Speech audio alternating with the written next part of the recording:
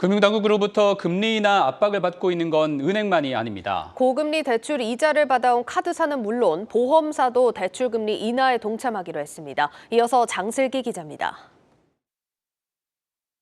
연일 이어지는 금융사 때리기에 보험사도 백기를 들었습니다.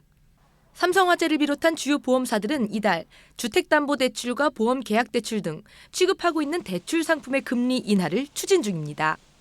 주 상품인 보험료의 경우엔 보험료율과 사업비, 손해율까지 고려해야 할 사항이 많은 만큼 일괄적인 인하가 어렵다는 입장이지만 주택담보대출이나 약관대출, 신용대출과 같은 대출 상품 금리는 조정해 금융권 분위기에 동참하겠다는 겁니다.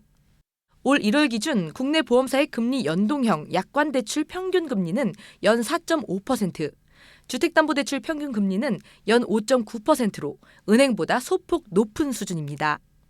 앞서 카드사들도 당국의 금리 인하 압박이 이어지자 최고 연 16%대였던 카드론 평균 금리를 약 1에서 2%포인트가량 낮추기로 했습니다.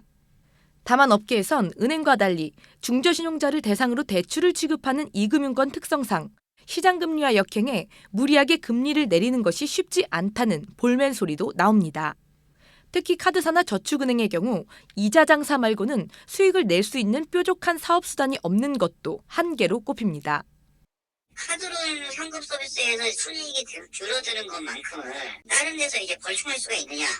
라고 봤을 때 다른 쪽에 뭐가 있을까 찾아봐도 거기서 이익이 줄어드는 것만큼 솔직히 없어요. 이 같은 분위기가 이어지자 당국의 과도한 개입이 오히려 국내 금융사들의 경쟁력을 낮춘다는 지적까지도 제기됩니다.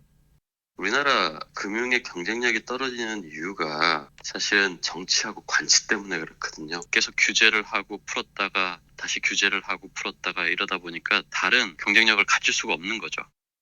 당국의 입김으로 당장 금융소비자들은 이자 절감 효과를 볼 것으로 기대되지만 건전성과 수익성까지 두 마리 토끼를 잡아야 하는 금융사들의 시름은 보다 깊어질 전망입니다. 한국경제TV 장슬기입니다.